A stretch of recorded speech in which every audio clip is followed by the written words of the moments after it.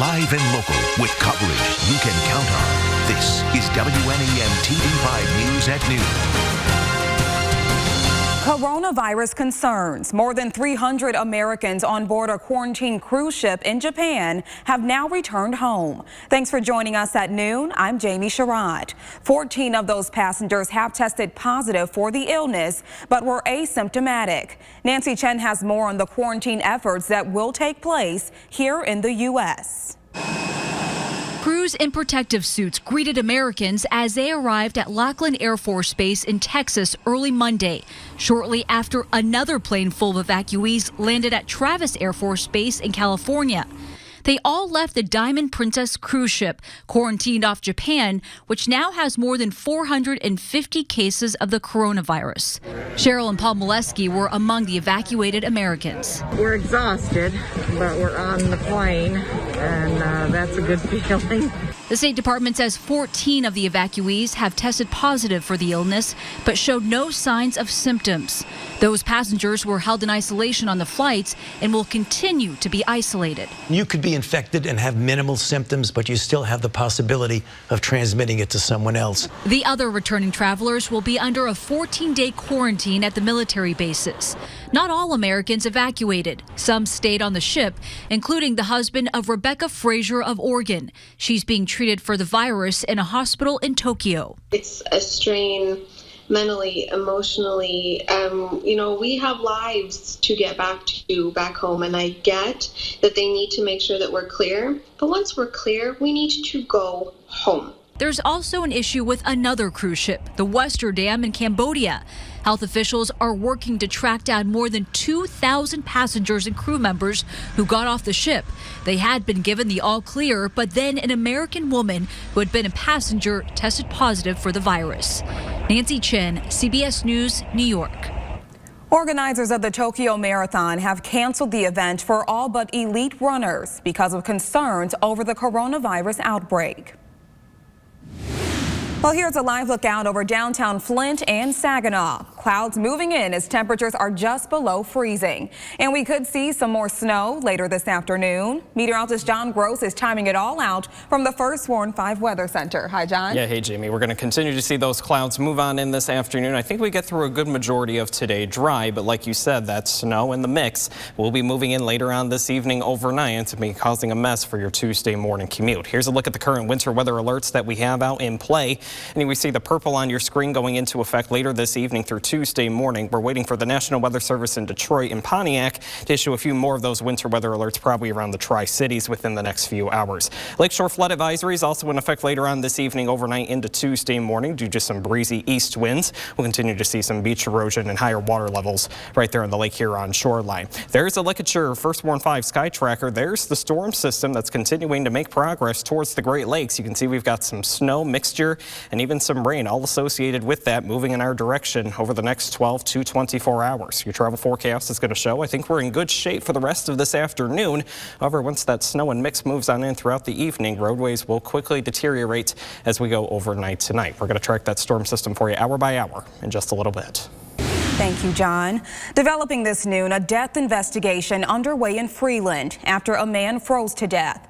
Consumers Energy tells us they learned about the death this Saturday. The company stopped providing natural gas to the customer in May and electricity in July after bills weren't paid. The balance on the account was paid later in July, but Consumer says it did not receive a request to restore service. The company is now working with police and is reviewing the person's account records. Stay with TV5 both on air and online as we continue to gather more information. Karley Medical Center in Flint is ramping up visitor restrictions. The hospital is only allowing visitors 12 and older to inpatient and patient care areas. The limitation aimed at preventing the spread of the flu. The hospital is also requesting visitors with fever, cough, or diarrhea to stay home. It also is requiring all staff to be vaccinated.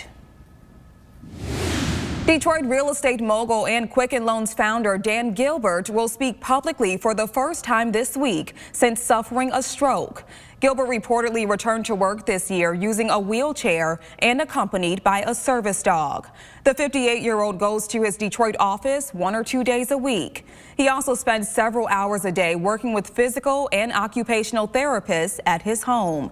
He's slated to speak Friday at the Crain's Newsmakers of the Year luncheon in Detroit. Michigan State Police urging drivers to slow down and be cautious in construction zones following a crash on I-96 on Saturday. Troopers say the driver at fault was traveling too fast and was switching multiple lanes. Fortunately, no one was seriously hurt. And General Motors is pulling out of Australia, New Zealand, and Thailand as part of a strategy to exit markets that are not producing adequate returns on investments. The automaker said in a statement it will wind down sales, engineering, and design operations for its Holden brand in Australia and New Zealand in 2021. GM CEO Mary Barra says the company wants to focus on markets where it can drive strong returns and will support its employees and customers in the transition. Well, 3 weeks after NBA legend Kobe Bryant, his daughter, and 7 others died in a helicopter crash, the league held its annual All-Star Game. Bryant was named a finalist for induction to the Hall of Fame on Friday. David Begnaud has a look at the tributes from last night's game. We'll never see another basketball player quite like Kobe. Lakers legend Magic Johnson kicked off the night of All-Star tributes to Kobe Bryant, led by some of Chicago's biggest names. We won't say goodbye. Jennifer Hudson wore Lakers purple as she performed an emotional tribute. And that's dedication, and that's the fight. So even in the darkest times, you'll feel Kobe's light. Common and Chance the Rapper also delivered their own celebrations of Bryant's life. Ain't no one wiser, ain't no one better than God. You could definitely feel his spirit in the building. Bryant's legacy weighed heavily on basketball fans like DeVale Gates. I made this from scratch. Wow, that's something. He stitched together this tribute outfit. I definitely wanted to honor Kobe and his daughter and the 7 others that actually perished in that plane crash as well. As with any All-Star game, last night's event was also packed with highlights.